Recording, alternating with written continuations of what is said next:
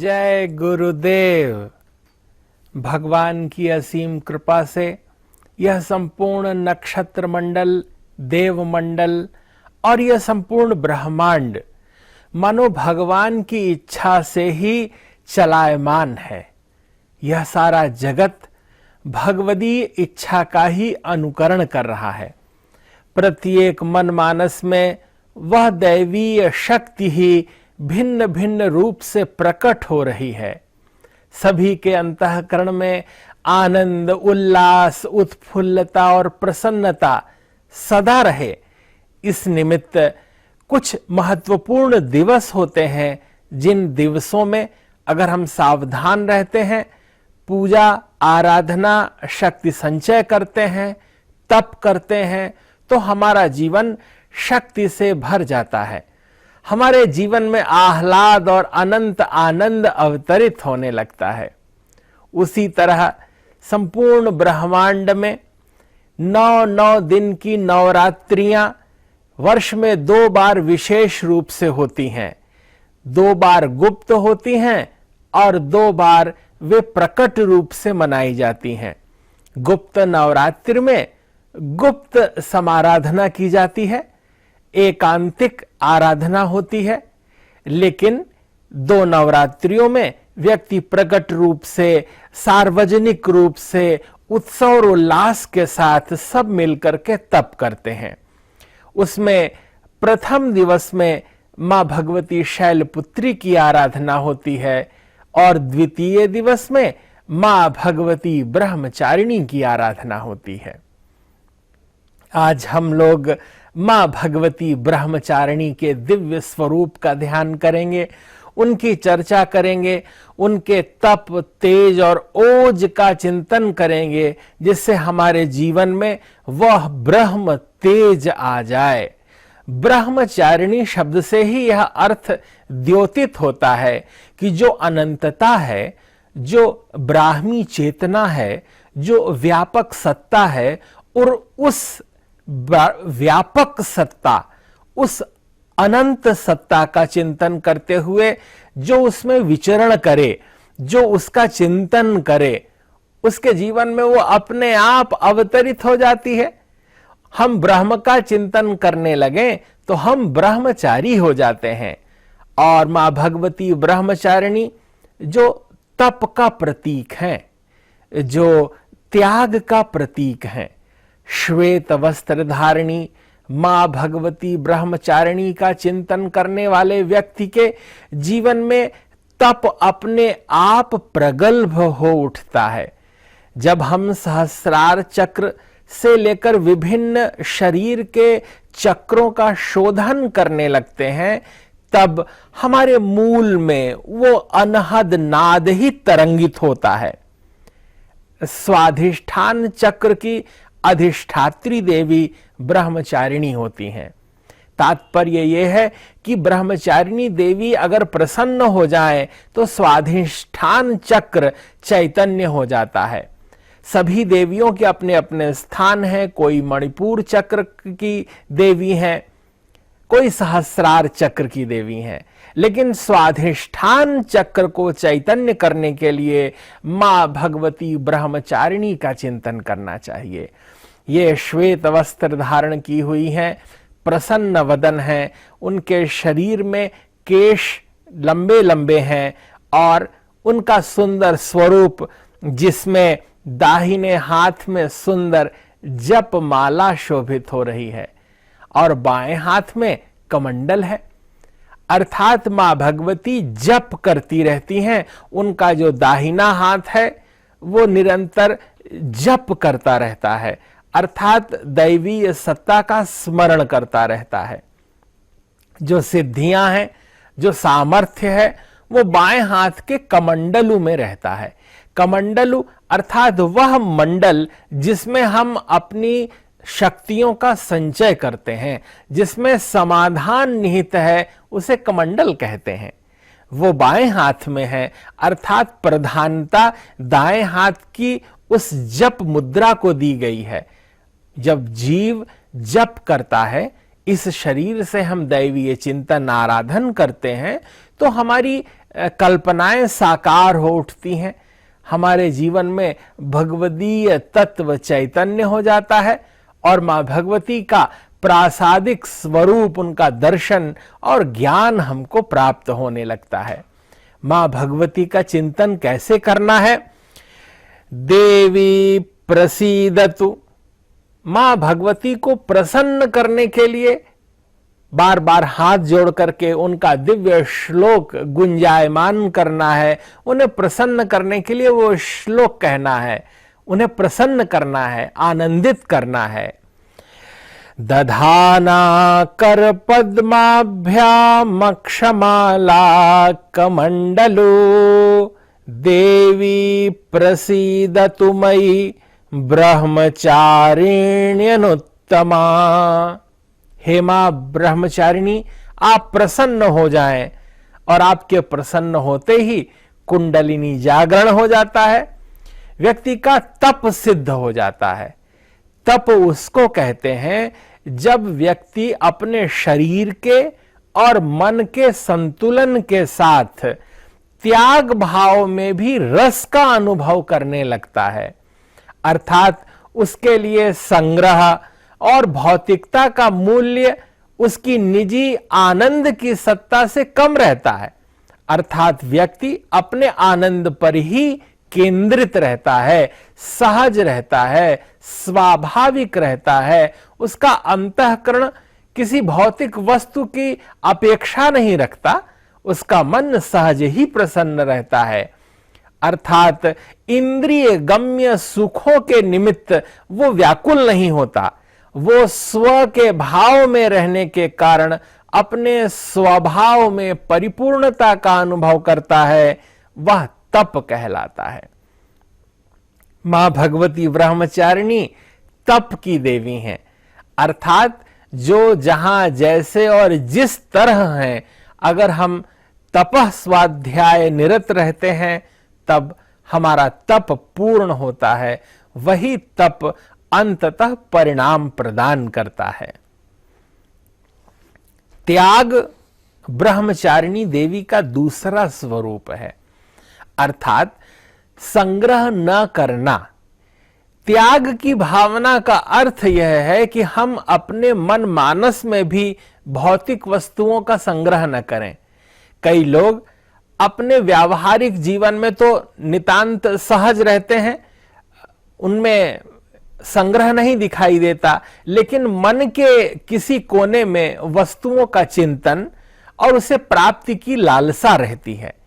लेकिन जब व्यक्ति मां भगवती ब्रह्मचारिणी की कृपा उस पर पड़ती है, तब सहज रूप से उसका त्याग मुखरित हो जाता है। मन मानस के किसी भी कोने में किसी वस्तु के संग्रह की कामना तिरोहित हो जाती है और तभी त्याग सिद्ध होता है।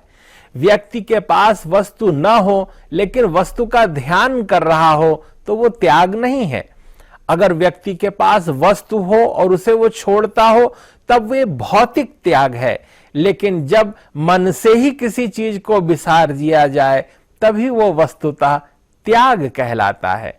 मां भगवती ब्रह्मचारिणी देवी त्याग की प्रतीक हैं।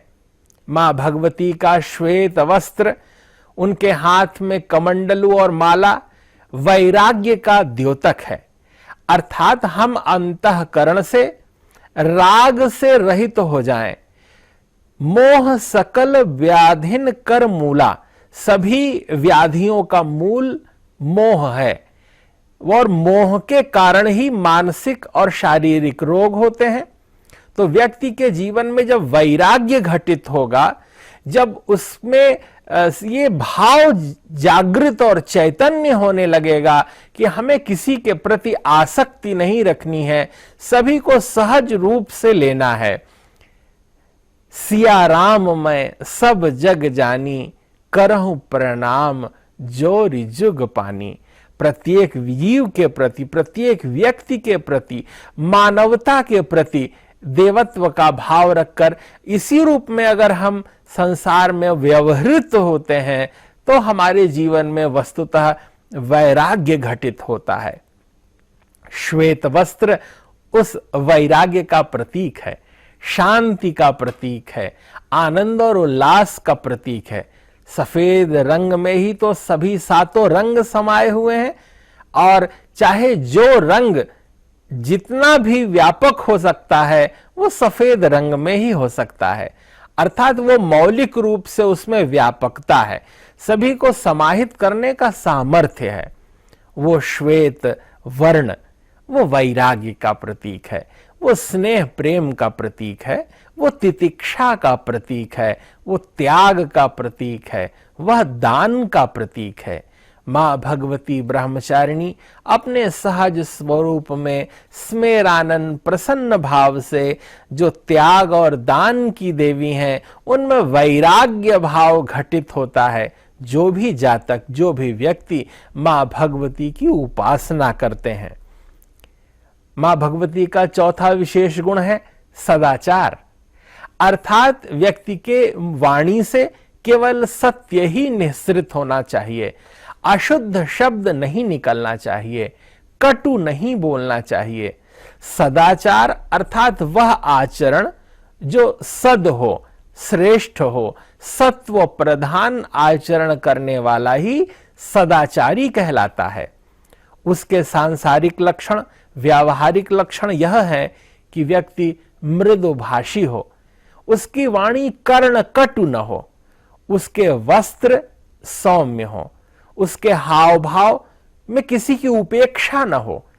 अगर अपेक्षा भी न हो तो सर्वोत्तम है, क्योंकि किसी की उपेक्षा करना, किसी व्यक्ति को नीचा दिखाना, यह भी एक अपराध है, यह भी भगवान को पीड़ा देने वाला भाव है। और किसी के से बहुत अपेक्षा रखना भी व्यक्ति को अंतर मन से मलिन बनाना है। जब व्यक्ति किसी से अपेक्षा करना छोड़ देता है तब वह निश्चिंत होकर विचरण करता है, अर्थात अपेक्षा और उपेक्षा के भाव से निकल जाना ही सदाचार है।